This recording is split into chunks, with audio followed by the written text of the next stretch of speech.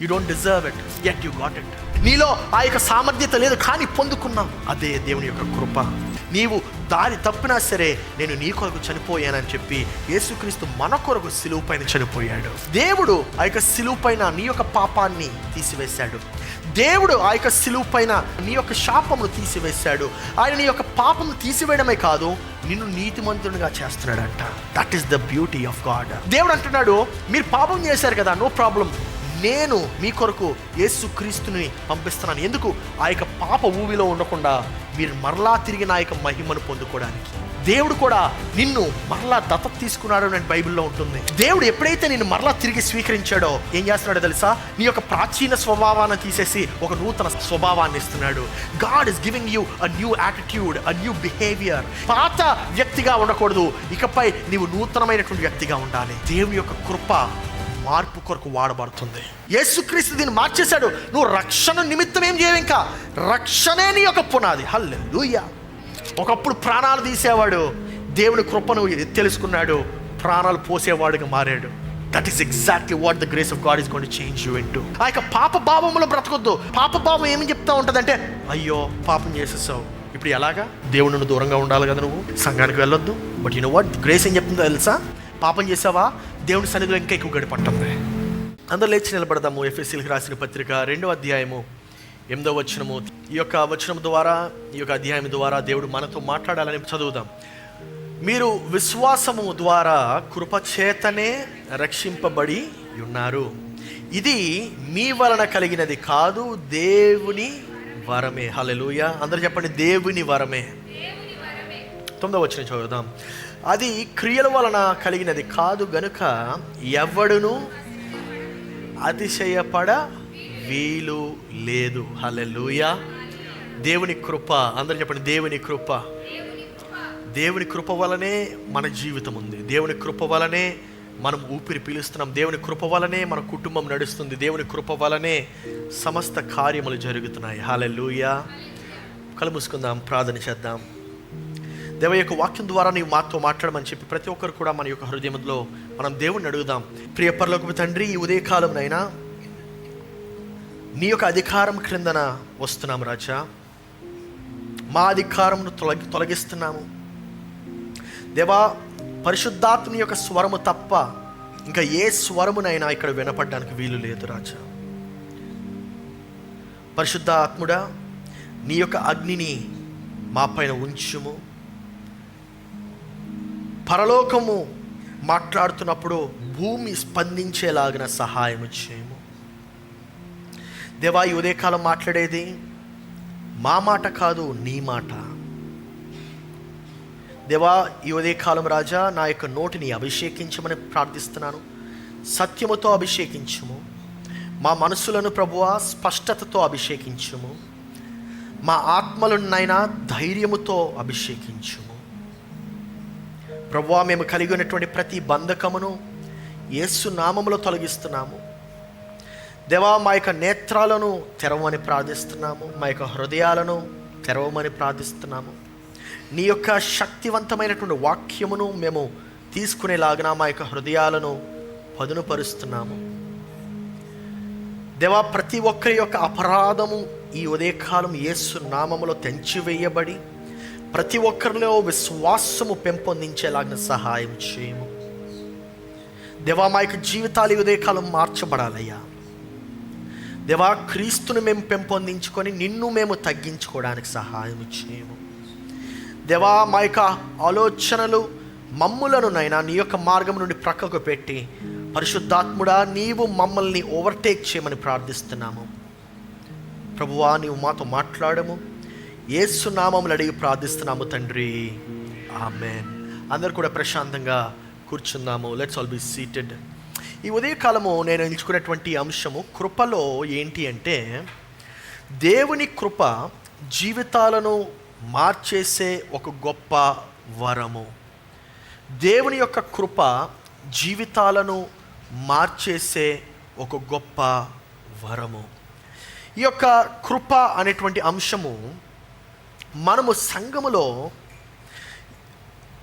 మాట్లాడుకునేటువంటి అంశం మాత్రమే కాదు, లేకపోతే ఇది ఒక వేదాంతం మాత్రమే కాదు, కానీ ఈ యొక్క కృప అనేటువంటి యొక్క అంశము మన సువార్త యొక్క నాడి. ఇది this is the heart beat of the gospel.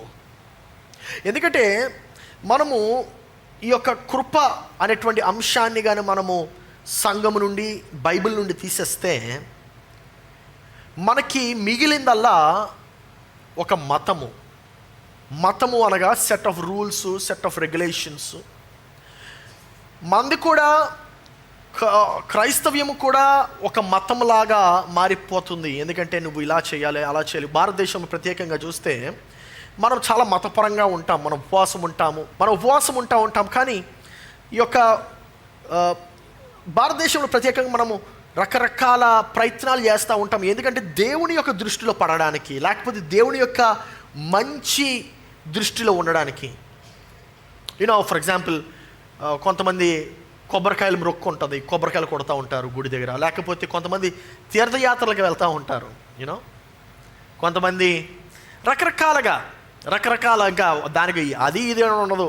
కొంతమంది నామాలు రాస్తూ ఉంటారు 1000 సార్లు, 1,00,000 సార్లు, 5 లక్షల సార్లు. బట్ ద పాయింట్ ఈజ్, నీవు నీ యొక్క క్రియల చేత రక్షింపబడవు అనేటువంటి మాట మన పరిశుద్ధమైనటువంటి బైబిల్ గ్రంథంలో మాత్రమే చూస్తూ ఉంటాము. ఇంకెక్కడా కూడా మనకు కనబడదు. That is very powerful. ఈరోజు నేను చెప్పేటువంటి ఒక మంచి అనౌన్స్మెంట్ ఏంటి అంటే, క్రీస్తులో మనము ఏమై ఉన్నామో దాన్ని బట్టి దేవుడు మనల్ని అంగీకరిస్తాడు, కానీ నీ యొక్క క్రియలు బట్టి నిన్ను అంగీకరించాడు. That is a sentence of liberation. Hallelujah. That is a sentence of redemption. అంటే నీ క్రియల చేత దేవుడిని అంగీకరించడు. మరి దేని చేత అంగీకరిస్తాడే అంటే, క్రీస్తులో నీవు కలిగి ఉండేటువంటి సంబంధం బట్టి. సో నీ యొక్క విశ్వాసము క్రీస్తులో ఉంటే నీ యొక్క రక్షణ వస్తుంది అనేటువంటి మాట మనకి ఇంకెక్కడ కూడా కనబడదు. Only in the holy Bible. ఈరోజు కృప గురించి నేర్పించడానికి నేను 7 పాయింట్లు రాశాను. This is the most misunderstood word in the Bible.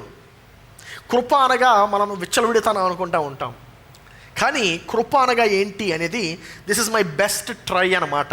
ఎప్పుడు కూడా మన సంఘంలో కృప గురించి ఎక్కువగా మాట్లాడను, ఎందుకంటే కృప సాధారణంగా మిస్అండర్స్టాండ్ చేసుకుంటారు. కానీ మాట్లాడితే మాత్రం ఖరాఖండిగా మాట్లాడాలనేటువంటిది నిశ్చయించుకున్నాను. ఈరోజు మనం చూడబోయేటువంటి 7 పాయింట్లో మొట్టమొదటి పాయింట్ ఏంటంటే, దేవుని కృప అనగా ఏంటి? దేవుని కృప అనగా ఏంటి? దేవుని కృపని మనము చాలా సులభంగా పెట్టాలంటే, మనము దానిని సంపాదించుకోలేనటువంటిది దేవుని కృప అనగా. దేవుని కృప అనగా మనం సంపాదించుకోలేనిది. దేవుని కృప అనగా అనర్హులమైనటువంటి మనకు లభించేది. దేవుని కృప అనగా మన స్థాయికి మించినటువంటిది. ఆమెన్.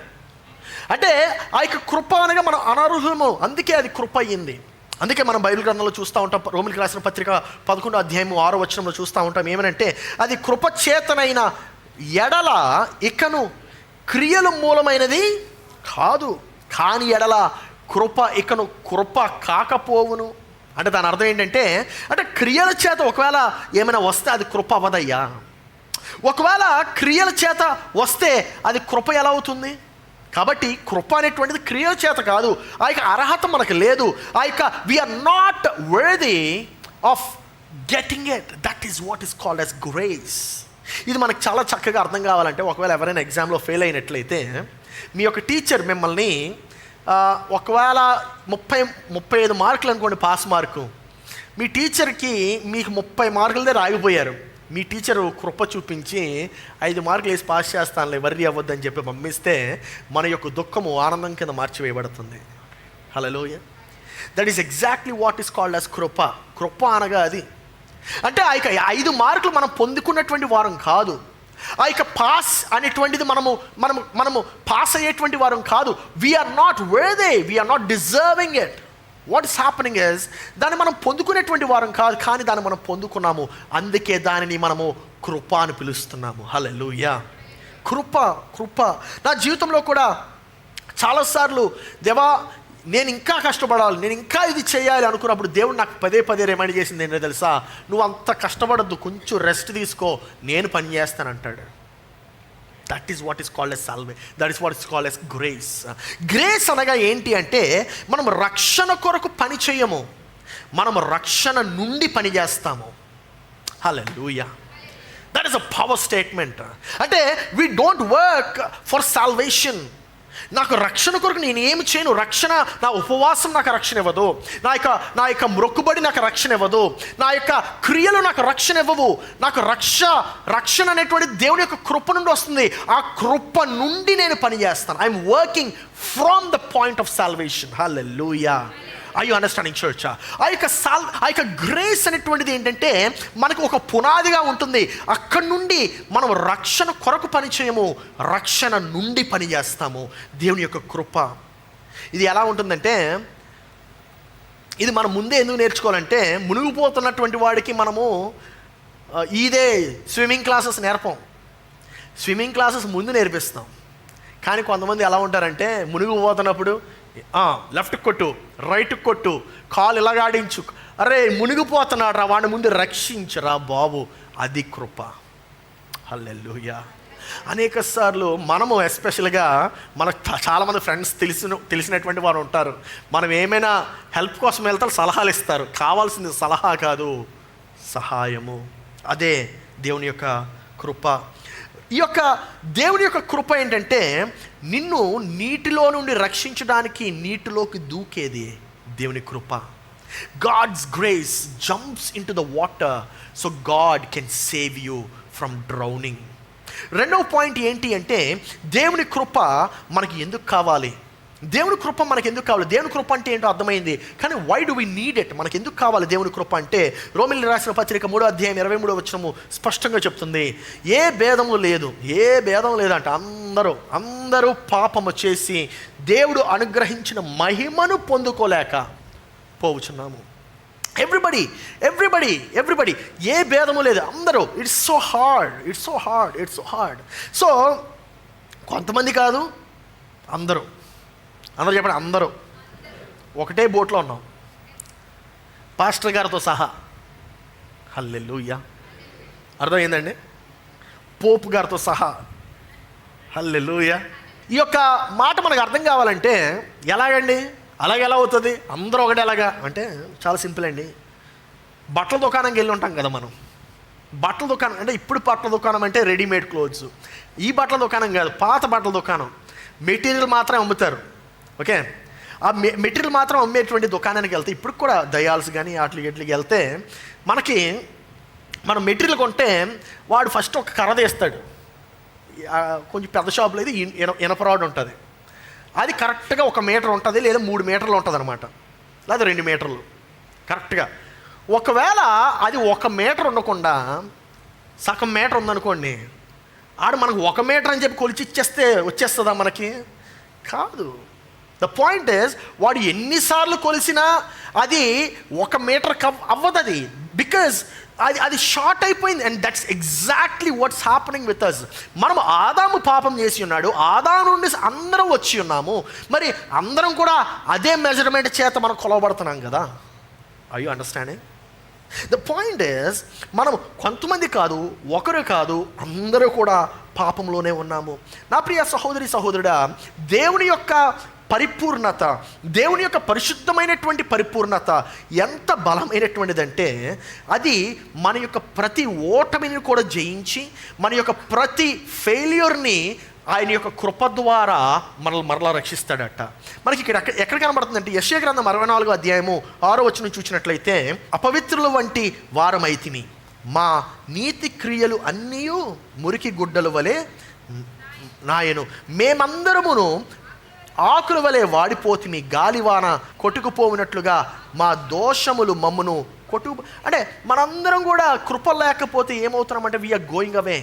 మనందరం కూడా మన యొక్క పాపం వల్ల మనం చనిపోతూ ఉంటున్నాం. మనందరం కూడా అంటే దాని అర్థం ఏంటంటే కృప లేకపోతే మనం దోషులమై ఉన్నాము. కృప లేకపోతే మనం ఖండించబడి ఉంటున్నాము. కృప లేకపోతే మనము ఆత్మీయంగా మరణించినటువంటి వారుగా ఉంటున్నాము. కృప లేకపోతే without grace we're dead. Without grace.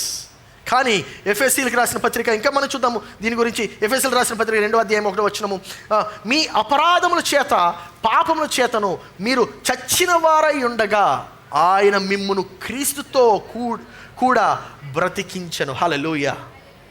అంటే మనం మన యొక్క పాపంలో ఉన్నట్లయితే, ఒకవేళ మన యొక్క శాపంలో ఉన్నట్లయితే, ఒకవేళ మనం మన యొక్క ఆ యొక్క మురికి గుడ్డ వలె మనము ఉండిపోయినట్లయితే అంతేనా నా బ్రతికంటే? కాదు. దేవుడు అంటున్నాడు, లేదండి, క్రీస్తును నేను ఎలాగైతే బ్రతికించానో క్రీస్తును బ్రతికించినట్టు నిన్ను కూడా బ్రతికిస్తాను అంటున్నాడు. హల్లెలూయా.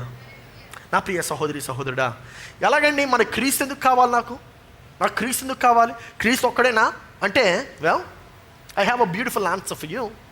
ఏంటదంటే, ఒక హాస్పిటల్లో ఎవరైనా చేరితే, అనారోగ్యంగా చేరితే, ఆ యొక్క ఆయన ఏమంటారు, పేషెంట్ని ఏమంటారు తెలుగులో? వ్యాధిగ్రస్తుడు, పేషెంట్ అనుకుందాం. ఓకే, ఆ పేషెంట్ డాక్టర్కి నాకు ఈ ట్రీట్మెంట్ ఇవ్వండి, మీరు నాకు డోలో 650 ఇవ్వండి, ఇంత ఎంజీ ఇవ్వండి, ఇంకేవేవో ఇవ్వండి అని చెప్పి పేషెంట్ చెప్తాడా? డాక్టర్ చెప్తాడా? డాక్టర్ చెప్తాడు కదా ఏం కావాలో. ద పాయింట్ ఈస్, మనం పాపం చేసినప్పుడు మనం పేషెంట్గా ఉన్నామండి. డాక్టర్ కదా చెప్పాలి నీకు ఏం కావాలో. ఇక డాక్టర్ అంటున్నాడు నీకు క్రీస్తు కావాలంటున్నాడు. హల్లెలూయా. దేవుడు అంటున్నాడు నీకు క్రీస్తు కావాలయ్యా, నీకు ఏం కావాలి నేను చెప్తాను, నువ్వు మరలా తిరిగి నాకు ఇదే ఎందుకు ఇస్తున్నా. కొంతమంది ఉంటారు అలాంటి వాళ్ళు కూడా, డాక్టర్ దగ్గరికి వెళ్ళి నాకు ఇదే ఎందుకు ఇస్తున్నారు, నాకు ఇది కాదు, నాకు ఇది పడదు, ఇంకొకటి ఇవ్వండి. I'm telling you, the doctor prescribes what the patient needs. కానీ ఇక్కడ మనం రివర్స్ ఇంజనీరింగ్ చేస్తూ ఉంటాం కొంతమంది. నో, దేవుడు అంటున్నాడు కృప కావాలయ్యా నీ యొక్క పాపం నుండి నువ్వు బయటకు పడడానికి. హల్లెలూయా. నీ యొక్క పాపం నుండి నీవు రక్షణలోకి రావాలంటే కృప కావాలి నీకు.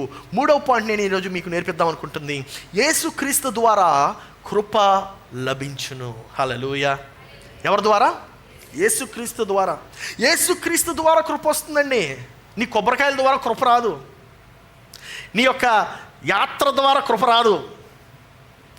ఏం యాత్ర అది? పిల్గ్రిమేజ్ ఏమంటారు? తీర్థయాత్ర ద్వారా కృప రాదు. లేకపోతే నీ యొక్క మొక్కుబడుల ద్వారా కృప రాదు.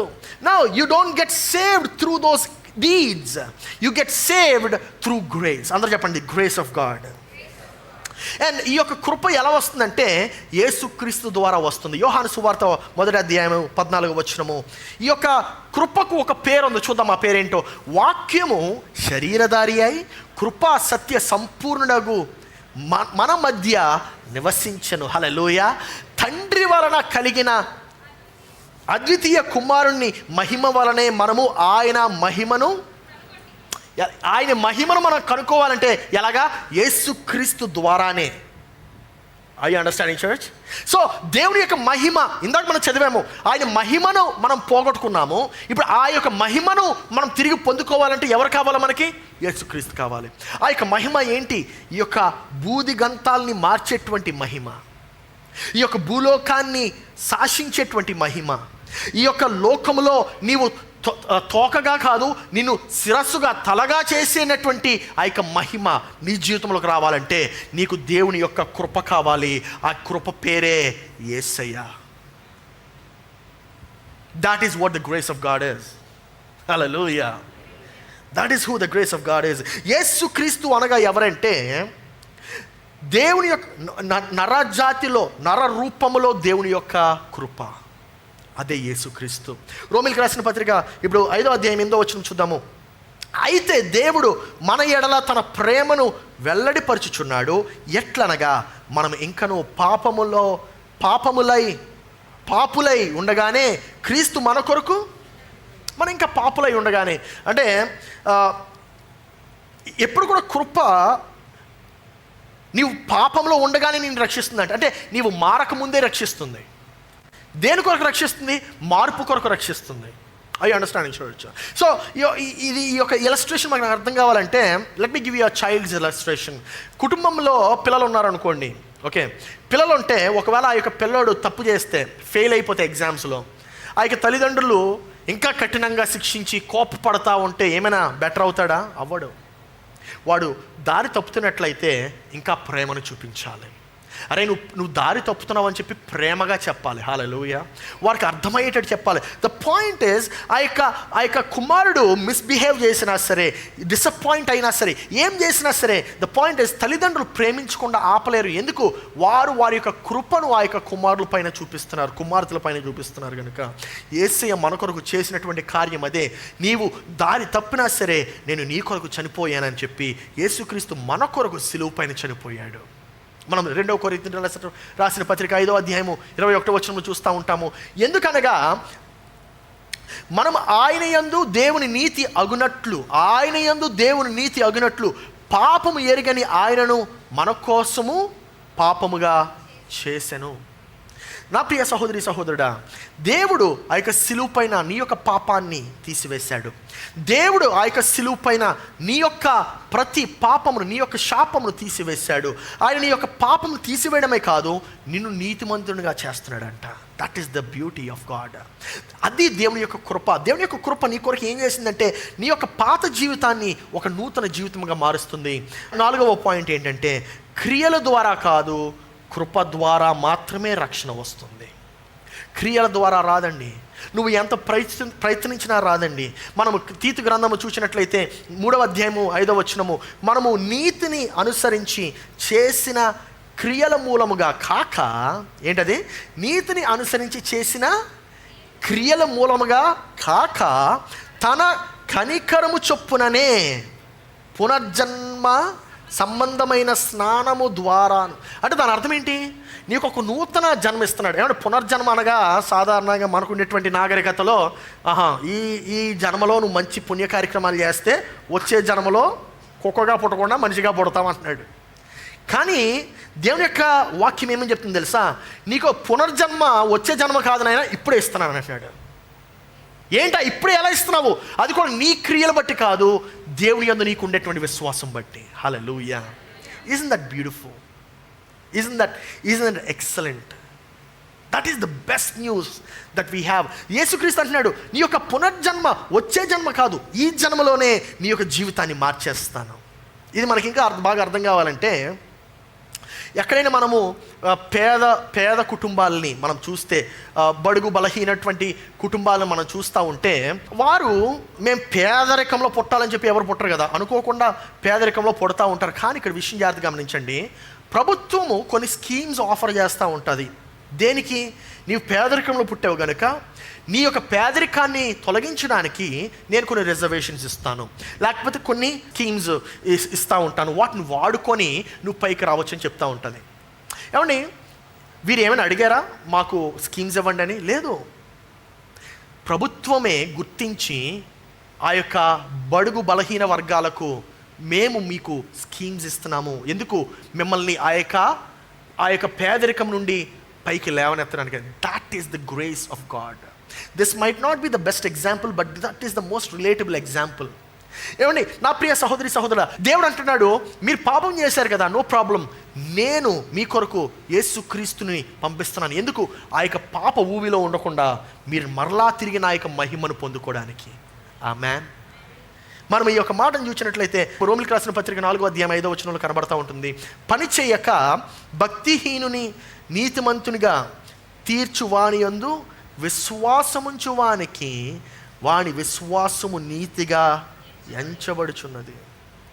ఏమంటే పని చేయక అంటే మరలా మనము ప్రతిదినము చేసేటువంటి పనులు అనుకోవద్దు. ఆ పని కాదు ఇక్కడ మాట్లాడుతుంది. ఏం పని?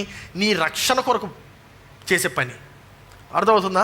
సో పని చేయక భక్తిహీనుని నీతిమంతునిగా తీర్చువాని అంతా దేవుని యందు విశ్వాసముంచు వానికి వాని విశ్వాసము నీతిగా ఎంచబడుతుంది. అంటే నేను ఏం రక్షిస్తుంది? నీ యొక్క విశ్వాసం రక్షిస్తుంది. హల్లెలూయా. సో అందుకే విశ్వాసము కృపను పొందుకుంటుంది. It receives, సంపాదించదు. సంపాదించడం అంటే దాని అర్థం నువ్వు కష్టపడుతున్నావని.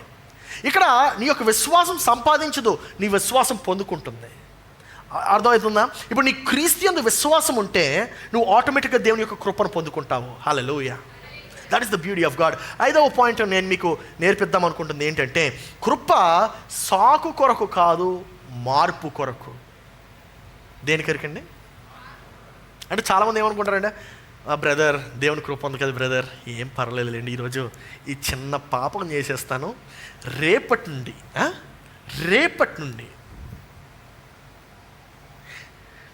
Let me remind you about the window of grace. Okay, window of grace అంటే ఈ యొక్క కృప ఉండేటువంటి సమయం, కొద్ది సమయం ఉంటుంది అనమాట. ఏంటిదంటే కృప నిత్యం ఉంటుంది, కానీ మార్పు వచ్చేటువంటి సమయం కొద్దిగా ఉంటుంది. ఇంకా ఎక్స్ప్లెనేషన్ ఇస్తే అర్థమవుతుంది. ఉదాహరణకి కొంతమంది ఎప్పుడు నుండో మారుదాం అనుకుంటారు. ఉదాహరణ let's take an example of drinking alcohol. Okay, ఈ తాగుడు మానేద్దామని చెప్పి ఎప్పుడున్నో అనుకుంటూ ఉంటారు, కానీ మానలేకపోతూ ఉంటారు. కానీ అనుకోకుండా ఒకరోజు ఉదయం లేవంగానే సరే ఇంక చాలు, నేను ఇంక తాగను, ఈ మందు అనేటువంటిది నేను ముట్టుకోను అని చెప్పి అనిపిస్తూ ఉంటుంది. కానీ సాయంత్రం వచ్చేసరికి మళ్ళీ నాలుక లాగుతూ ఉంటుంది. అబ్బా, ఒక్కరోజు ఈ ఒక్క సాయంత్రం ఒక్క పెగ్గు లేకపోతే 2 పెగ్గులు కొట్టి ఇంక చాలు, రేపు నుండి అనుకుంటాడు.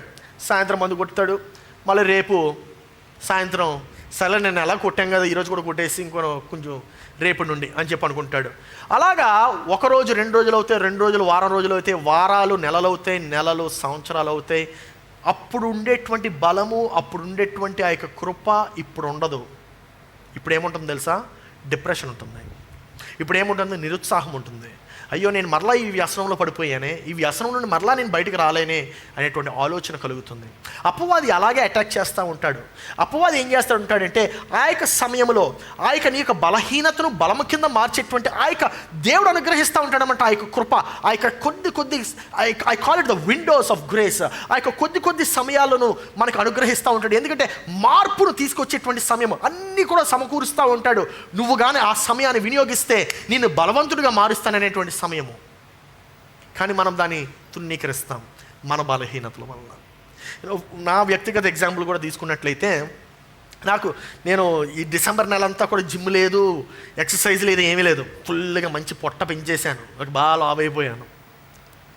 నా ఉండేటువంటి స్వభావం ఏంటంటే ఒక్కసారి అలాగ దిగజారాను అనుకోండి, అలా జారుతూ దిగిపోతాను కిందకి. నేను ఒక్కడేనండి, మీరు అందరు చాలా పరిశుద్ధులు, మీరు మారాలనుకుంటే వెంటనే మారిపోతారు. అప్పుడు మరి ఎలా బిల్డప్ అవుతుందంటే సేమ్ వే మళ్ళీ ప్రతిరోజు కూడా నేను మళ్ళీ ఎక్సర్సైజ్ స్టార్ట్ చేయాలని చెప్పి అనుకున్న తర్వాత వెంటనే లెగిసి వెళ్ళిపోతామా? లేదు, కొన్ని రోజులు టైం పడుతుంది. రేపు నుండి చేస్తానంటే ఎక్కడ మళ్ళీ వెంటనే స్టార్ట్ చేసాము. ఫస్ట్ ఇంట్లో వాకింగ్, అంటే కాలు కలపలేదు కదా ఎప్పుడు, ఇంట్లో చక్కగా హాల్లో నడుస్తాను ఒక 2 నిమిషాలు, చాలు అనుకుంటాను.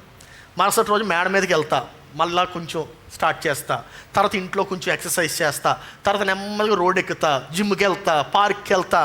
That's how we start and we start getting on track. We need to use the window of grace. అందరూ చెప్పండి, window of grace very important. మనం దాన్ని వాడినట్లయితే అది మనం బలమైనటువంటి వారుగా చేస్తుంది. దాన్ని మనం వాడకపోయినట్లయితే బలహీనులుగా మారుస్తుంది. ఇక మరలా మనం చూద్దాము దేవుని యొక్క కృపను మనం గమనించినట్లయితే రోమిలికి రాసిన పత్రిక 6వ అధ్యాయము 1-2 వచనాలు ఎలా ఉంటుంది? అలాగైనా ఏమందుము, కృప విస్తరింపవలెనని పాపమందు నిలిచియుందుమా? అట్లన రాదు. పాపము విషయమై చనిపోయిన మనము ఇక మీదట ఎలాగూ దాని అర్థం ఏంటో తెలుసా? ఈ యొక్క కృప నువ్వు పాపం చేయడానికి అనుగ్రహింపబడింది కాదు, కృప మార్పు కొరకు అనుగ్రహింపబడింది. హల్లెలూయా. యాక్చువల్గా మొన్న ఫ్రైడే నైట్ ఒక బ్రదర్ వచ్చి అడిగారు, పాస్టర్ గారు మరి కృప అనగా ఏంటి? And this is the answer for that. కృప అనేటువంటిది it is not an excuse, but it is the power to change. నువ్వు మారగలిగేటువంటి గొప్ప శక్తినిచ్చేది కృప. నా ప్రియ సహోదరుడా, నీ యొక్క జీవితంలో మార్పును తీసుకొచ్చేది కృప. ఈ యొక్క కృప మనకి ఇంకా బాగా అర్థం కావాలంటే, ఒక అనాథ శరణాలయానికి వెళ్ళి తల్లిదండ్రులు ఆ యొక్క ఒక కుమారుని చూశారు. ఆహా, ఈయన చాలా బాగున్నాడు, చాలా చక్కగా ఉన్నాడని చెప్పి ఈ యొక్క అనాథ పిల్లల్ని ఈ యొక్క తల్లిదండ్రులు అడాప్ట్ చేసుకుందామని చెప్పి, దత్తత తీసుకుందామని చెప్పి ప్లాన్ చేసి దత్తత తీసుకుంటారు. దత్తత తీసుకున్న తర్వాత ఏమవుతుందో తెలుసా? ఈ కుమారునికి ఒక నూతన స్వభావమును ఈ తల్లిదండ్రులు ఇస్తారు, ఒక నూతన ఆలోచనను ఇస్తారు, నూతన బట్టలను ఇస్తారు, నూతన భాషను ఇస్తారు, నూతన ఆలోచనలు, ఐడియాస్ ఇస్తారు. The point is that adoption has changed the future of the child. నా ప్రియ సహోదరుడా, దేవుడు కూడా నిన్ను మరలా దత్తత తీసుకున్నాడు అని బైబిల్లో ఉంటుంది. దేవుడు ఎప్పుడైతే నిన్ను మరలా తిరిగి స్వీకరించాడో అప్పుడు ఏం చేస్తున్నాడో తెలుసా? నీకు నూతన వస్త్రాన్ని ఇస్తున్నాడు, నీకు నూతన భాషను ఇస్తున్నాడు, నీ యొక్క ప్రాచీన స్వభావాన్ని తీసేసి ఒక నూతన స్వభావాన్ని ఇస్తున్నాడు. God is giving you a new attitude, a new behaviour. ఇకపై నీవు పాత వ్యక్తిగా ఉండకూడదు, ఇకపై నీవు నూతనమైనటువంటి వ్యక్తిగా ఉండాలి. దేవుని యొక్క కృప మార్పు కొరకు వాడబడుతుంది. ఇంకా మనం పాత జీవితంలోనే ఉంటున్నామంటే ఇంకా నువ్వు నీ యొక్క క్రియలపైన ఆధారపడి ఉంటున్నావని, ఈ యొక్క క్రియలు ఏం చేస్తుందో తెలుసా? మార్పు వచ్చిన తర్వాత రివార్డ్ ఇస్తుంది. అందుకే కదా మన యొక్క కరెక్షన్ సెల్స్ని మనం కరెక్షన్ సెల్స్ అంటే జైల్స్, ఓకే? ఈ యొక్క కరెక్షన్ సెల్స్ని మనం పెంచుకుంటూ పోతున్నాం. ఎందుకు? మార్పు రావట్లే. నేను చాలా మారిపోయాను. జైలర్ ముందు నిజమైన మార్పు అది కాదు నాయనా, నటన అంటారు దాన్ని. ఇప్పుడు సంఘాల్లో కూడా చాలా బాగానే చేస్తున్నా, అది వేరే విషయం. పాస్టర్ గారు వస్తే పరిశుద్ధత, ఆయన వెళ్ళిపోతే అదేదో దురాత్మ వస్తుంది. బట్ ఎందుకంటే మనం మన యొక్క క్రియల పైన ఆధారపడి ఉన్నట్లయితే you are never going to get the real change. కానీ క్రియల పైన కాదు. దేవా నాకేం తెలియదయ్యా, నీవు నన్ను మార్చు. దేవా నాకు తెలియదయ్యా, నా ఎందుకయ్యా ఈ యొక్క కోపం నాలో ఇలాగా నన్ను డామినేట్ చేస్తుంది, నేను ఈ సన్నిధికి వస్తున్నానయ్యా. దేవా నీవు నాకు ఈ యొక్క కోపాన్ని అనగదొక్కేటువంటి శక్తిని దయచేయి. మనం తీతు గ్రంథం 2వ అధ్యాయం 11-12 వచనాలు చూసినట్లయితే, ఏలయనగా సమస్త మనుషులకు రక్షణకరమైన దేవుని కృప ప్రత్యక్షమై మనము భక్తిహీనతను, ఇహలోక సంబంధమైన దురాశలను విసర్జించి శుభప్రదమైన నిరీక్షణ నిమిత్తము మనం ముందుకెళ్ళాలట. చూడండి, కృప ఏం చేస్తుంది? మన భక్తిహీనతను, ఇహలోక సంబంధమైన దురాశలను విసర్జిస్తుందంట. శుభప్రదమైనటువంటి నిరీక్షణను మనకిస్తుంది. నా ప్రియ సహోదరుడా, that is exactly what grace does. కృప ఏం చేస్తుందంటే నీ యొక్క స్వభావాన్ని మారుస్తుంది, నీ యొక్క ఆలోచనను మారుస్తుంది. ఆ యొక్క అనాథ శరణాలయంలో ఉన్నటువంటి ఆ యొక్క పిల్లవాడిని ఎలాగైతే ఈ యొక్క దత్తత తీసుకున్నటువంటి తల్లిదండ్రులు మార్చివేశారో, వారు ఎందుకు తీసుకున్నారు? వారు కృపను చూపించారు కాబట్టి తీసుకున్నారు. హల్లెలూయా. నా ప్రియ సహోదరుడా, this is very very important to you. కానీ ఈ యొక్క లీగలిజం ఏం చెప్తుంది? మార్పు వస్తే రివార్డ్ ఇస్తానంటుంది. కానీ దేవుని యొక్క కృప ఏం చెప్తుందో తెలుసా? మార్పు వస్తే రివార్డ్ ఇవ్వడం కాదు, నువ్వు ఎలాగైతే ఉన్నావో నేను అలాగనే నేను తీసుకుంటాను, నిన్ను తీసుకొని నేను నిన్ను మారుస్తానంటున్నాడు. హల్లెలూయా. Man, that is something else. 6వ పాయింట్ చూద్దాం ఈరోజు.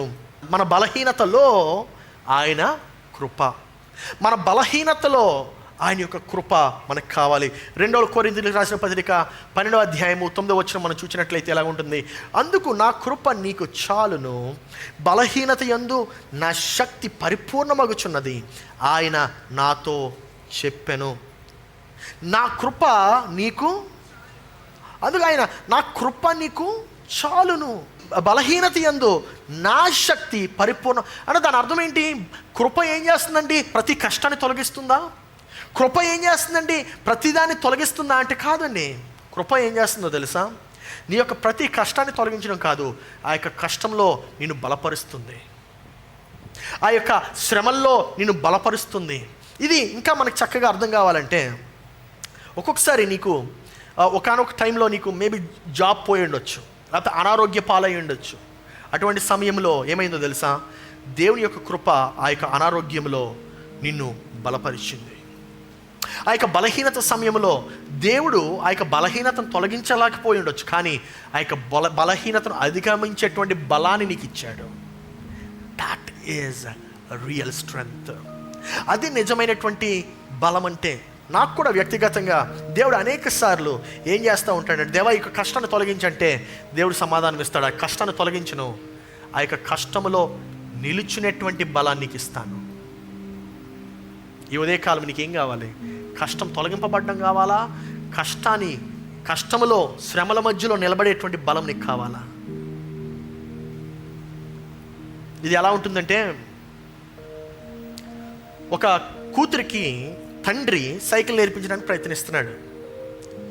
కూతురికి తండ్రి సైకిల్ నేర్పించడానికి ప్రయత్నించినప్పుడు కూతురు నేర్చుకోలేక పడిపోయింది. తప్పులు చేస్తారు కదా, పడిపోయింది. బ్యాలెన్స్ చేసుకోలేక సైకిల్ నుండి పడిపోయింది. అప్పుడు తండ్రి వెంటనే, అమ్మో నువ్వు సైకిల్ నేర్చుకోవద్దు, నువ్వు పడిపోతున్నావు కనుక సైకిల్ నేర్చుకోవద్దు అని చెప్పి, ఒకవేళ కానీ తండ్రి అన్నట్లయితే ఆ కూతురికి సైక్లింగ్ ఎప్పుడైనా వస్తుందా? రాదు. సైక్లింగ్ రావడం పక్కన పెట్టండి, ఆమెకి జీవితంలో ఆమె ఉండేటువంటి ఆ యొక్క ఉత్సాహాన్ని కోల్పోతుంది. ఏదైనా కష్టం వస్తే జయించగలను అనేటువంటి ఆత్మవిశ్వాసం ఆమె ఆ యొక్క ఒక్క ఇన్సిడెంట్తో కోల్పోతుంది. ఆమెకి ఛాలెంజెస్ ఎలా ఎదుర్కోవాలో రాదు. ఆమె కష్టం వస్తే కృంగిపోతుంది, కానీ కష్టం వస్తే నిలబడలేదు. కానీ దేవుని యొక్క కృప ఏం చేస్తుందో తెలుసా? ఆ యొక్క కష్టం వచ్చినప్పుడు ఆ యొక్క కష్టంలో నీతో పాటు నిలబడుతుంది, నిన్ను ఆ యొక్క కష్టంలో బలపరుస్తుంది. దేవుని యొక్క కృప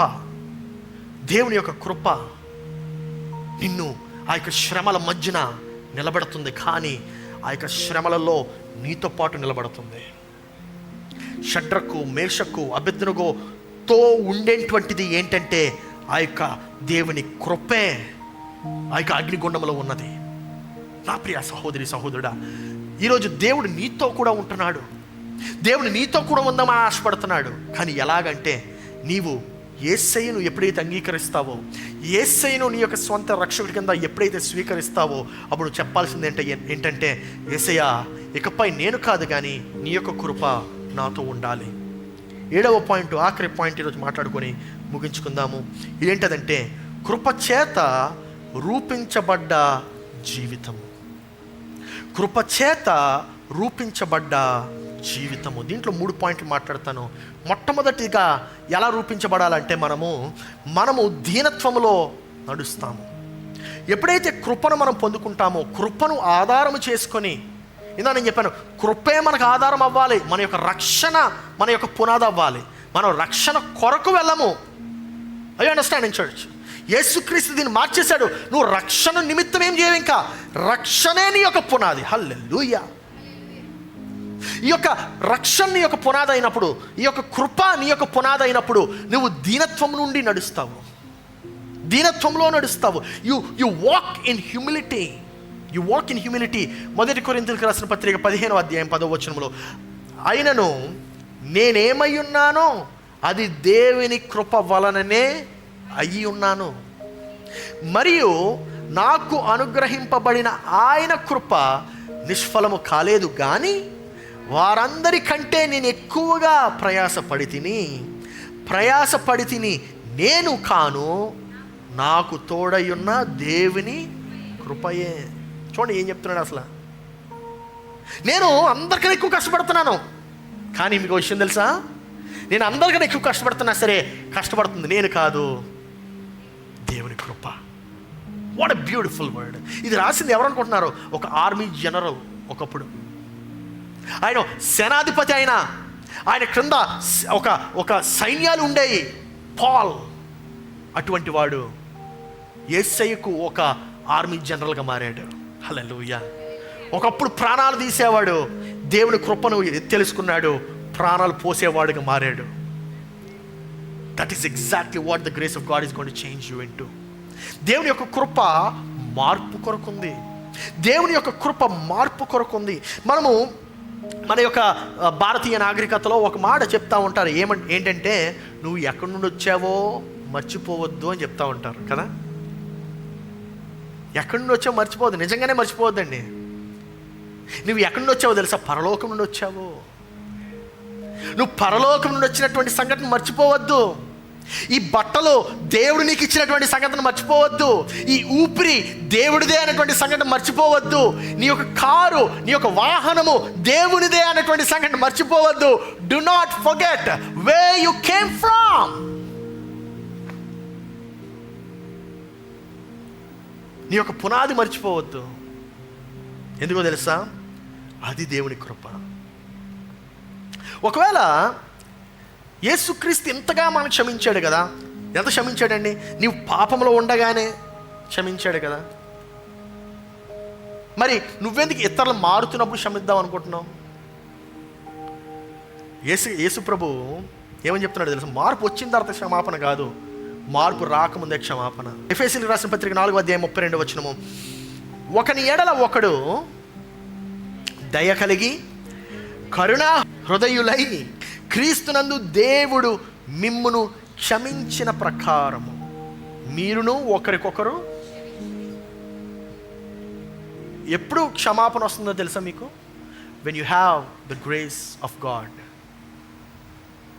లేకపోతే కఠిన హృదయంలోగానే ఉంటాం. ఎందుకు?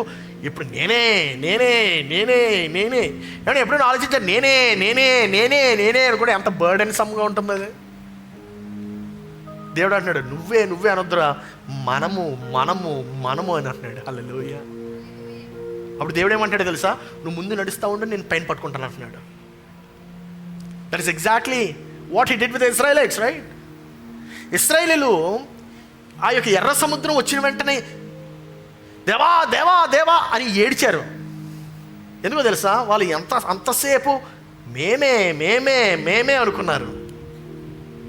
కానీ ఎప్పుడైతే ఈ యొక్క ప్రజలకు మేమే కాదురా, నేను కూడా ఒకడు ఉన్నాను, నేనే యాక్చువల్గా నిన్ను బంధకం నుండి విడిపించాను, నేనే యాక్చువల్గా ఒక మొబ్బుగా పగలపూట నీ మేఘమై పగలపూటగా ఉన్నాను, అగ్ని స్తంభమై రాత్రిపూట ఉన్నాను, నేనది అని ఎప్పుడైతే గ్రహించారో అప్పుడు ఏమైందో తెలుసా? ఆ ఎర్ర సముద్రము తెరవబడింది, ముయ్యబడినటువంటి ద్వారము తెరవబడింది. హల్లెలూయా. ఎప్పుడైతే దేవుని యొక్క కృప పై ఆధారపడతావో, దేవుని యొక్క కృప నుండి మొదలవుతావో, that is when your things are going to change. రోమిలికి రాసిన పత్రిక 8:1 చూడకముందు 3వ పాయింట్ ఏంటంటే, మనం కృప చేత ఎలా రక్షింపబడతామంటే, మనము నమ్మకంగా మరియు ఆనందంగా జీవిస్తాం. హల్లెలూయా. కొంతమంది ఫేస్ ఎప్పుడు కూడా 6 o'clock ఫేస్లా ఉంటుంది.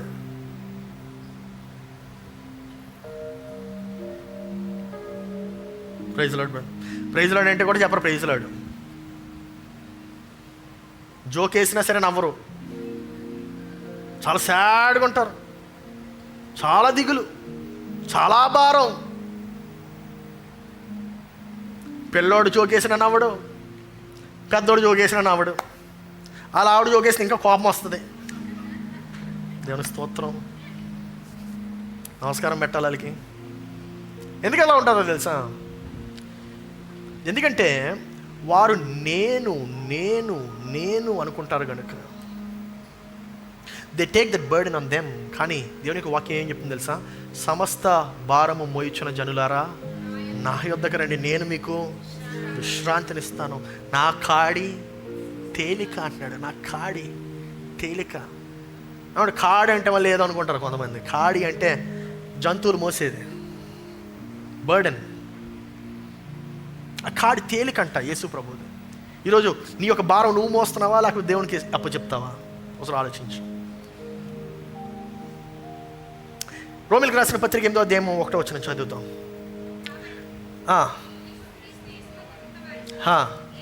కాబట్టి ఇప్పుడు క్రీస్తు యేసునందు ఉన్న వారికి ఏ శిక్ష విధియో. హల్లెలూయా, హల్లెలూయా, హల్లెలూయా, హల్లెలూయా.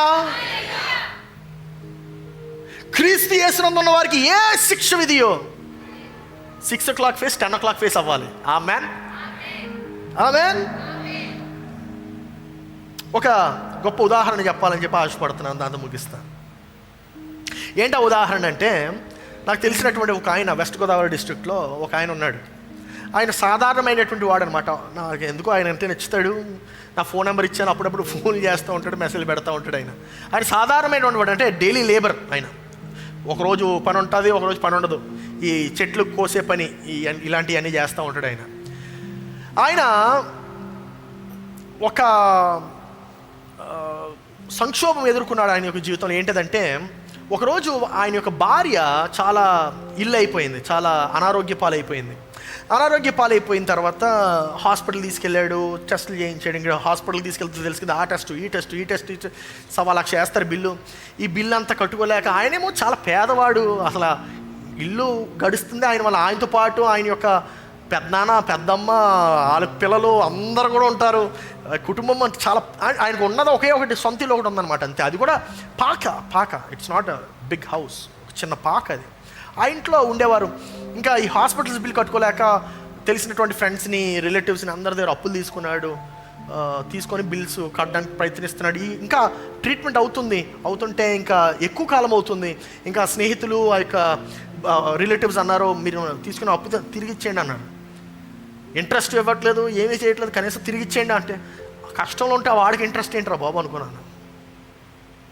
ఓకే, ఇంకా నువ్వు ఇవ్వకపోతే కోర్టు కేసు వేస్తాం, పోలీసులు కంప్లైంట్ చేస్తాం, ఇది ఇదని బెదిరిస్తున్నట్లయితే ఈ సాయంత్రం అయింది, రాత్రి అయింది, ఇంకా భోజనం చేసిన తర్వాత ఈయన చెప్పినటువంటి మాట ఏంటంటే, అన్నా నేను ఇంకా నాకు ఏం చేయాలో అర్థం కాలేదు, ఇంట్లో అందరూ పడుకున్న తర్వాత నేను ఒక్కడే కూర్చుని ఉండి ఆయన చెప్పినటువంటి మాట ఇలాగ అన్నానట, దేవా నేను అర్హుణ్ణి కాదు, నువ్వు సహాయము చేయకపోతే నేను ఇంకా బ్రతకలేననేటువంటి మాట చెప్పాడంట.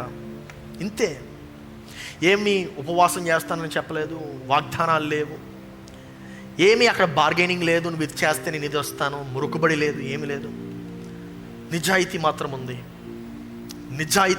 ఉంది.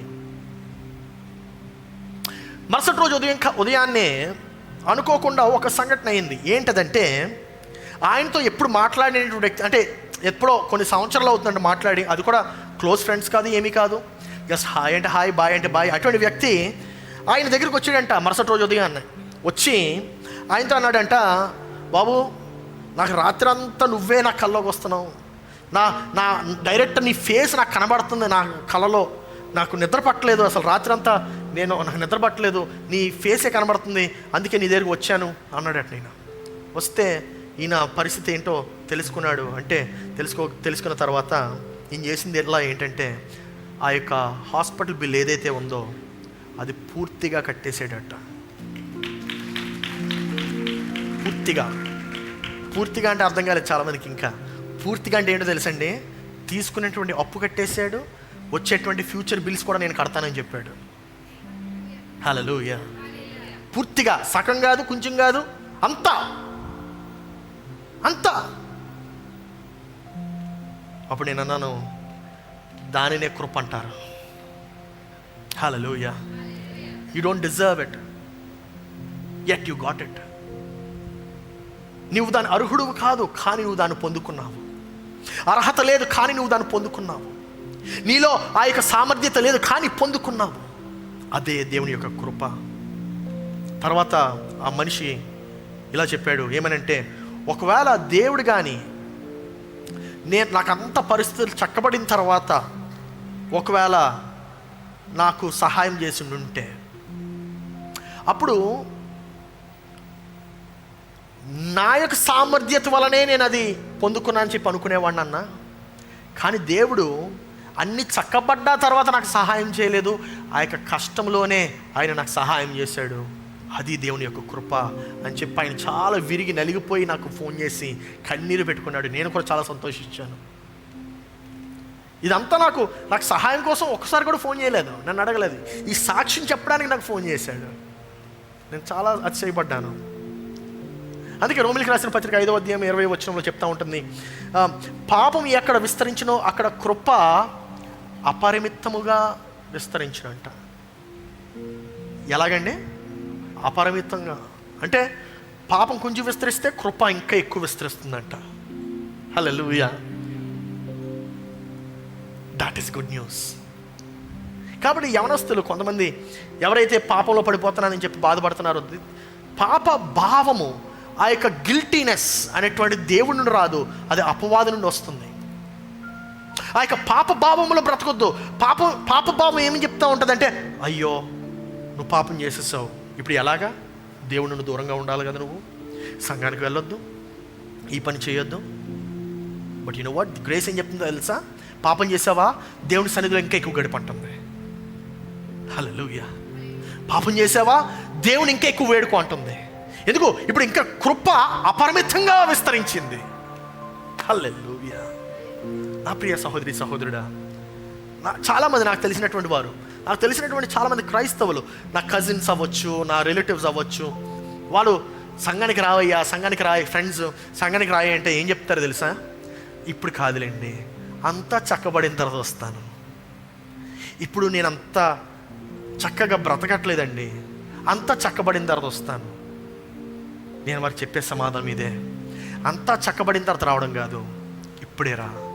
ఎందుకో తెలుసా, నీవు ఎలాగైతే ఉన్నావో అలాగే దేవుడిని స్వీకరించబోతున్నాడు. God is receiving you as you are. అదే దేవుని యొక్క కృప. నీవు పాపులై ఉండగానే అన్నాడు, నిన్ను నీవు సరి చేసుకున్న తర్వాత కాదు కదా నేను రక్షించింది. పాపంలో మునిగి ఉండగానే. నా ప్రియ సహోదరి సహోదరుడా, మీకు ఇంకొక అద్భుతమైనటువంటి ఎగ్జాంపుల్ చూపించిన, మన సంఘంలోనే ఉన్నాడు ఆయన, brother Raj Kumar, bass guitar వాయిస్తాడు. రండి బ్రదర్. ఈయనకి ఏమైందో తెలుసా, ఈయనకి అమెరికా దేశం వెళ్ళాడు ఈయన నవంబర్లో, డిసెంబర్, అందుకే 2 నెలలు కనబడలేదు మనకి ఇక్కడ. ఓకే, ఆయన అమెరికా వెళ్ళి ఆయన ఒక సంఘంలో డెకరేషన్ చేయడానికి హెల్ప్ చేస్తున్నప్పుడు ఈయనకి అనుకోకుండా ఎపిలిప్సీ అనేటువంటి వ్యాధి, అది ఇంకా మనకి ఈజీగా అర్థం కాదు, ఫిట్స్ వచ్చింది. ఫిట్స్ వచ్చి చాలా విపరీతంగా వచ్చిందంట.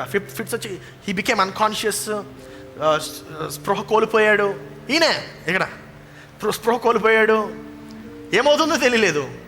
అక్కడ ఉండేటువంటి వారు హాస్పిటల్ తీసుకెళ్ళిపోయారు. వెంటనే హాస్పిటల్ తీసుకెళ్తే, అమెరికాలో హాస్పిటల్కి వెళ్ళామంటే ఇంకా అయిపోయాం.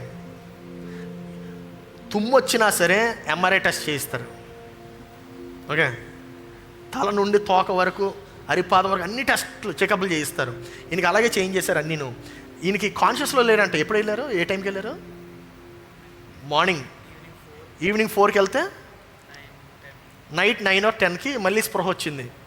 ఈయన కళ్ళు తెరిచి చూశారు, హాస్పిటల్లో ఉన్నాడంట. ఈయన హాస్పిటల్లో ఉన్నాడు. ఏంటంటే అన్ని టెస్టులు చేసిన తర్వాత వాళ్ళు చెప్పినటువంటి మాట ఏంటంటే $10,000 అయిందండి బిల్ అని చెప్పారట.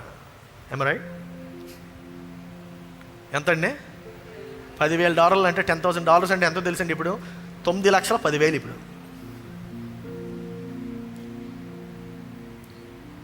కానీ ఆ యొక్క డాక్టర్ ఏం చెప్పారంటే, కానీ నువ్వు పరిచర్య నిమిత్తము అమెరికా దేశం వచ్చావు కనుక, దేవుని యొక్క సంఘంలో దేవుని యొక్క సేవ చేయడానికి అమెరికా దేశం వచ్చావు కనుక, నీ యొక్క బిల్లుని మేము కనికరించి మర్సీ చూపించి మీ బిల్లుని ఫ్రీగా కొట్టేస్తున్నామని చెప్పి పంపించాడు. హల్లెలూయా, ప్రైజ్ గాడ్ ఫర్ దాట్. మీకు విషయం చెప్పనా, ఈయనకి ఇంకొక సాక్ష్యం ఉందని చెప్పనా, దీని వెనక స్టోరీ. ఈయన మన సంఘంలో రూపాయి కూడా తీసుకోకుండా, ఎంతండి, రూపాయి కూడా తీసుకోకుండా, ఇంకా ఇస్తాడు ఉన్నది, రూపాయి కూడా తీసుకోకుండా he plays in our church free of cost. ఆయన పని చేసుకుంటూ మన సంఘంలో వాయిద్యాలు వాయిస్తాడు, మన సంఘానికి సహాయం చేస్తాడు, గొప్ప దీవెనకరంగా మన సంఘంలో ఉంటాడు. హల్లెలూయా, thank you, God bless you. That's what he does. నా ప్రియ సంఘమా, కృప మనం మారటం కొరకు ఎదురు చూడదు. నువ్వు ఎలాగైతే ఉన్నావో ఆ పరిస్థితిలోనే నీకు సహాయం పడుతుంది. కృప నీ యొక్క లోయెస్ట్ పాయింట్లో ఉంటుంది.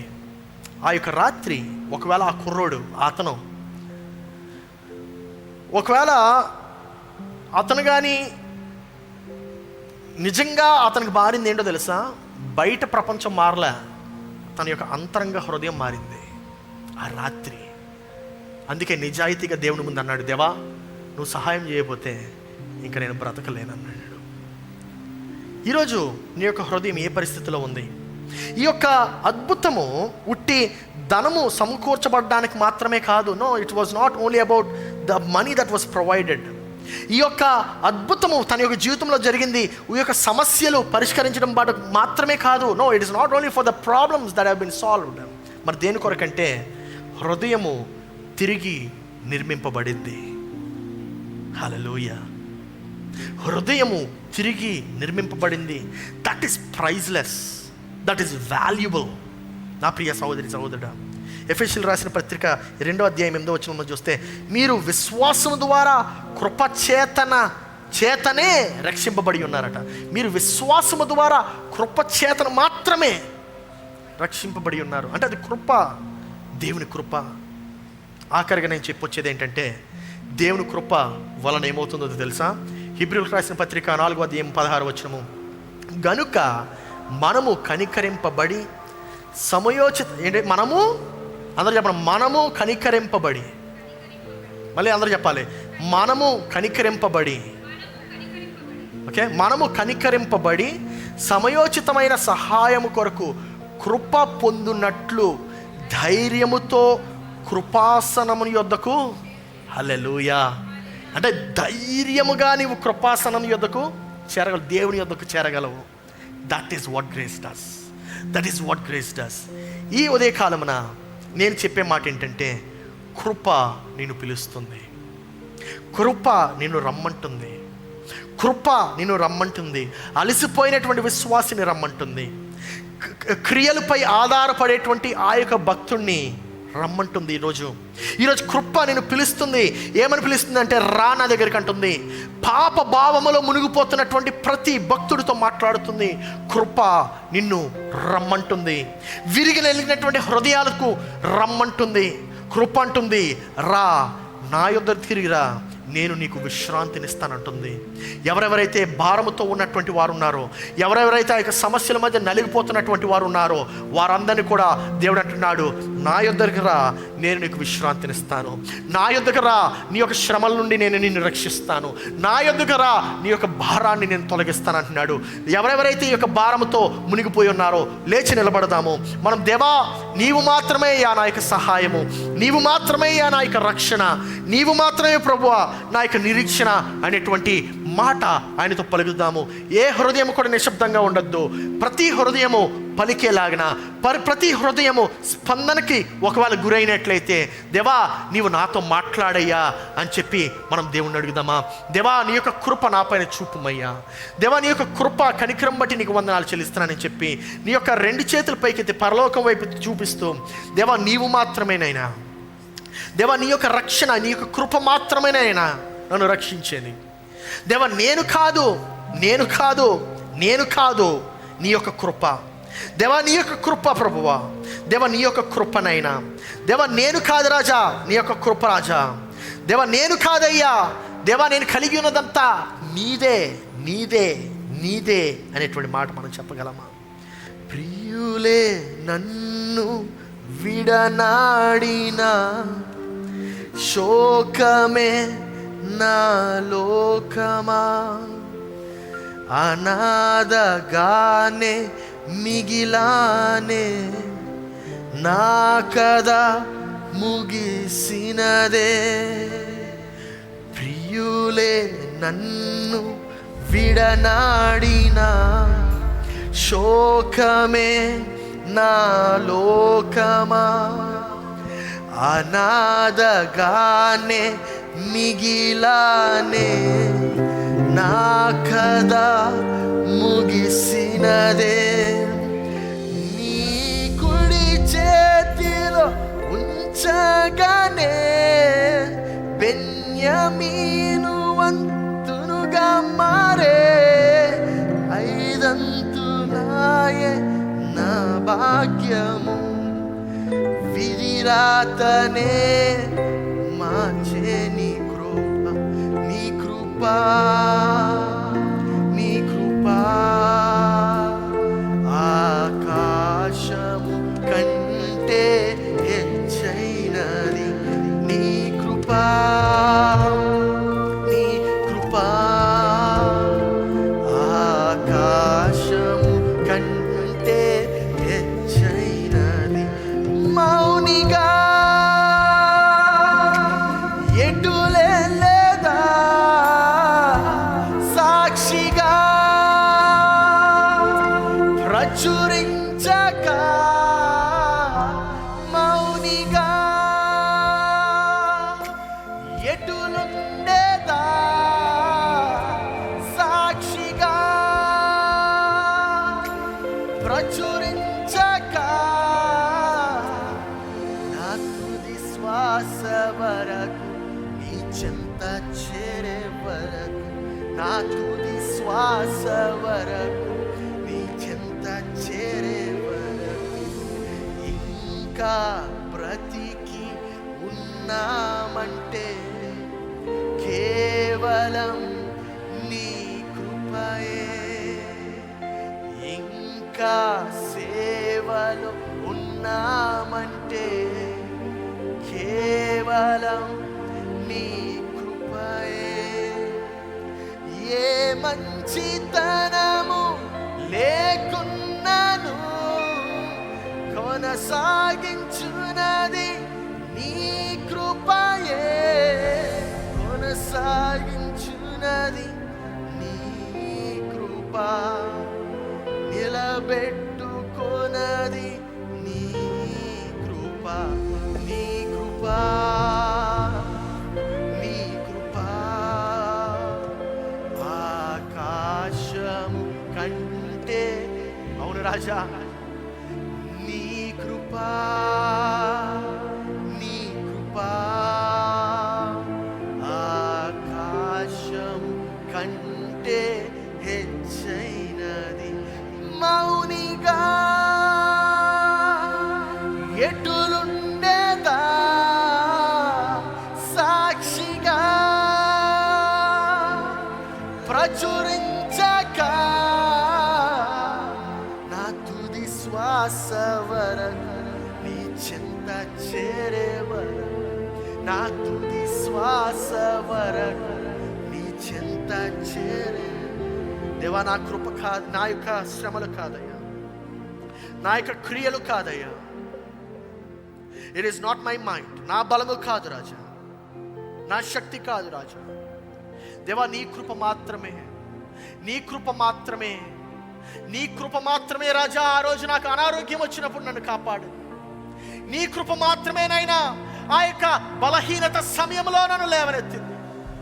నీ కృప మాత్రమే రాజా ఆ యొక్క చీకటి సమయంలో నాకు వెలుగై నిలబడింది.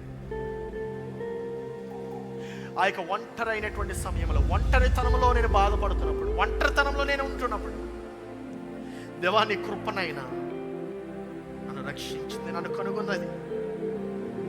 దేవా నీ కృపనైనా నన్ను కనుగొన్నదయ్యా.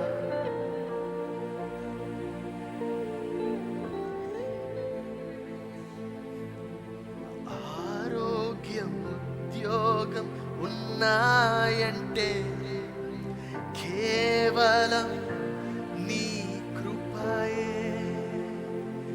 మెతుకు బ్రతుకు ఉన్నాయంటే కేవలం నీ కృప.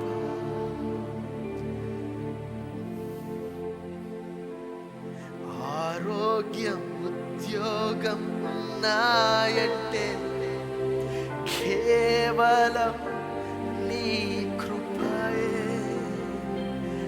మెతుకు బ్రతుకు ఉన్నాయంటే కేవలం నీ కృప. కృపతోనే రక్షించున్నావు, నా క్రియల వలనే కానే కాదు. జీవితమంతా రుణస్థుడను, నీ అందే నిత్యము అతిశయం. నీ కృపా, నీ కృపా. ఆకాశ కంటే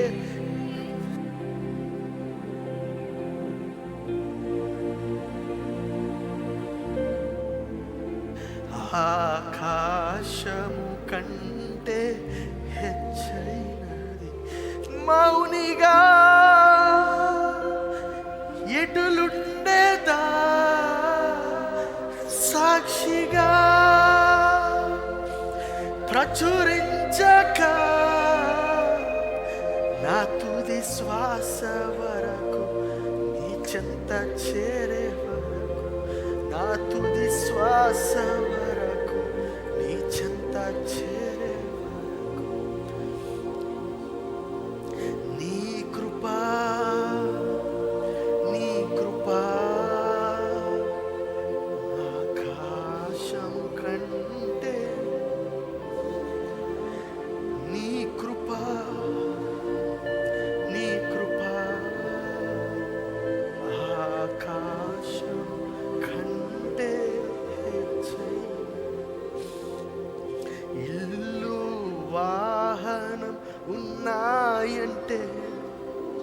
నీదు కృపాదానమే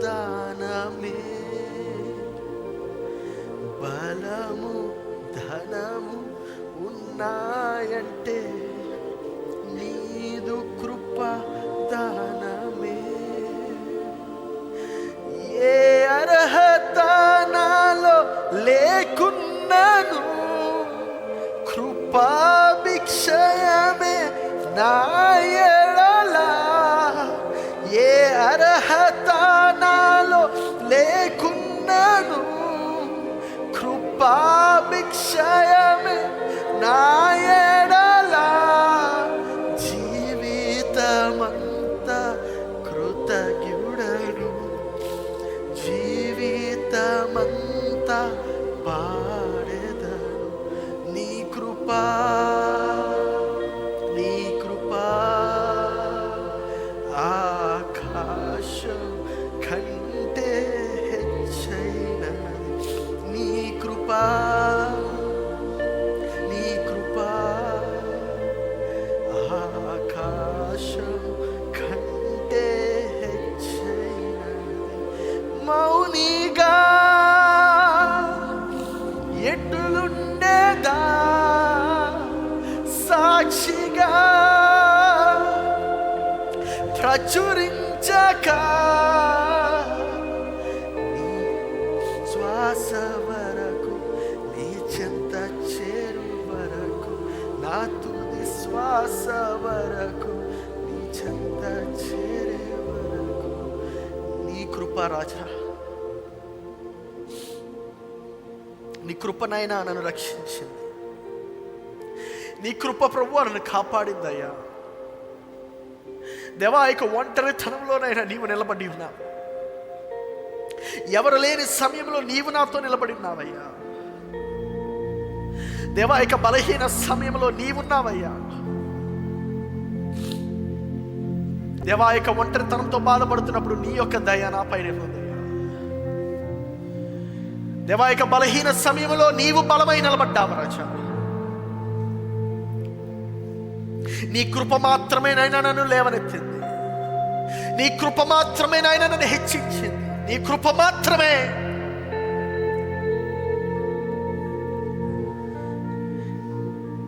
దేవా, నీ ముందుకు వస్తున్నామయ్యా. దేవా, మా యొక్క కర్రలు జోడించి దేవ దీన మనసుతో వస్తున్నాము రాజా. తెరవబడినటువంటి హృదయాలతో వస్తున్నామయ్యా. దేవా, మా యొక్క అచీవ్మెంట్స్తో రావట్లేదు, మా యొక్క గెలుపుతో రావట్లేదు, మా యొక్క క్రియలు బట్టి రావట్లేదు దేవా. మా యొక్క రిలీజియస్ ఎఫర్ట్స్ వల్ల రావట్లేదు, కానీ మా యొక్క బలహీనతతో వస్తున్నాము.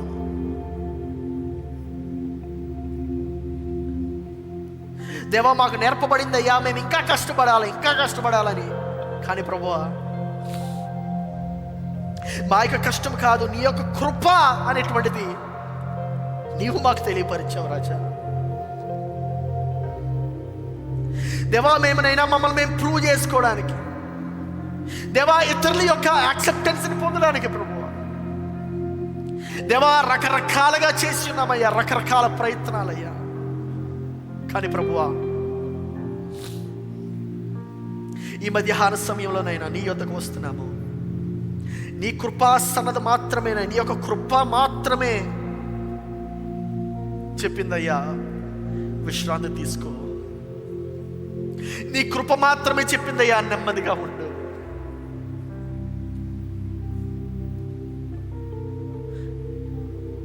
పిల్లలు అలసిపోయి ఇంటికి తిరిగి వస్తున్నప్పుడు తండ్రి ఎలాగైతే విశ్రాంతి తీసుకోమని చెప్తాడో, ఆ రీతిగా ప్రభువా నీ యొక్క ఆత్మనైనా మమ్మల్ని నెమ్మదిగా ఉంచుతుంది అయ్యా. మమ్మల్ని నెమ్మది పరుస్తుంది ప్రభువా. ప్రభువా, మా యొక్క ఫెయిల్యూర్స్, మా యొక్క స్ట్రగుల్స్లో, మా యొక్క భయాల్లో ప్రభువా, దేవా ఆ యొక్క ఊబిలో మేము ఉండిపోకుండానైనా ఆ యొక్క ఊబి నుండి నీ యొక్క కృప మమ్మల్ని బయటకు లాగింది రాజా.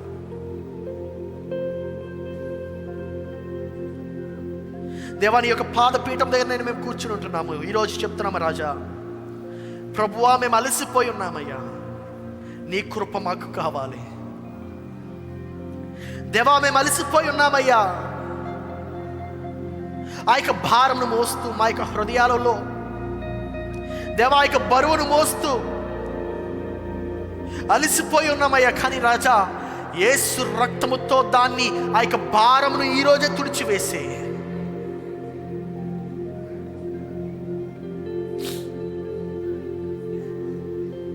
ఎవరెవరైతే ఆ యొక్క వారి యొక్క హృదయాల్లో ఈ యొక్క భారంను మోస్తున్నారో, ఎవరెవరైతే you are not good enough, you are not worthy enough అనేటువంటి మాటలతో కించపరచబడ్డారో, దేవా, ఆ యొక్క భారం అంతటినైనా ఈరోజు నైనా తొలగించమని ప్రార్థిస్తున్నాము. నీ యొక్క రక్తధారము పోసి ఆ యొక్క భారంను తుడిచివేసేమని ప్రార్థిస్తున్నాము రాజా. ఎందుకంటే మా క్రియలు బట్టి కాదు, నీ కృప బట్టి మాత్రమే, నీ కృప బట్టి మాత్రమే రాజా నీ పాదాల చెంత కూర్చుంటున్నామయ్యా. దేవా, ఆ యొక్క నెమ్మది స్వరము, నీ కృప రాజా, నీవు నా సొత్తు అని చెప్తున్నటువంటి ఆ యొక్క స్వరమును, నీవు నా సొత్తు అని చెప్తున్నటువంటి ఆ యొక్క స్వరమును, ఆ యొక్క మెల్లని స్వరమును మేము వినటానికి సహాయం చేయి. దేవు, ఇక్కడ ఉన్నటువంటి మాలోనైనా కొంతమంది ఉపవాసం ఉండి ప్రార్థన చేసి ఉండొచ్చు, కొంతమంది గట్టిగా బిగ్గరగా ఏడ్చి ప్రార్థన చేసి ఉండొచ్చు, కొన్ని మంది రకరకాల ప్రయత్నాలు చేసి ఉండొచ్చు రాజా. కానీ ప్రభువా, ఈరోజు ప్రభువా, ఆ యొక్క లైని, ఆ యొక్క అబద్ధాన్ని యేసు నామములో విరగొట్టమని అడుగుతున్నాము రాజా.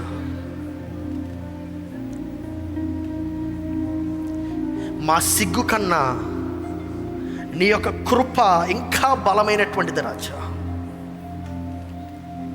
మా సిగ్గు కన్నా నీ యొక్క కృప ఇంకా శక్తివంతమైనది రాజా. ప్రభువా, ఒక ప్రేమించేటువంటి తండ్రి ఎలాగైతే తన యొక్క బిడ్డలను ఓడిపోయినా సరే చేరదీస్తాడో,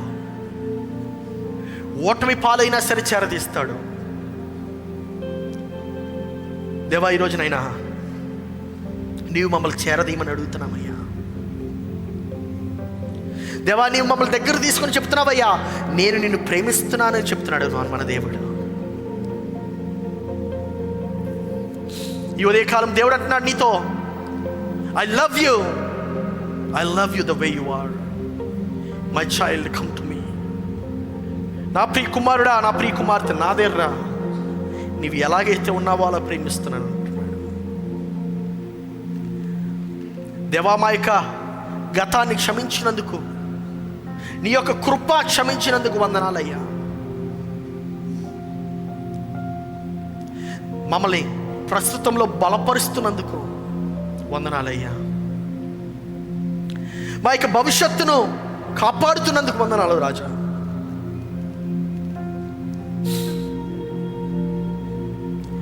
Lord, teach us to stop trying too hard and teach us to start trusting you. దేవా, ఆ యొక్క భయంలో, ఆ యొక్క పనిష్మెంట్ అనేటువంటి భయంలో మేము బ్రతకకుండా ప్రేమ అనేటువంటి నీ యొక్క ధైర్యంలో బ్రతకడానికి సహాయం చేయి.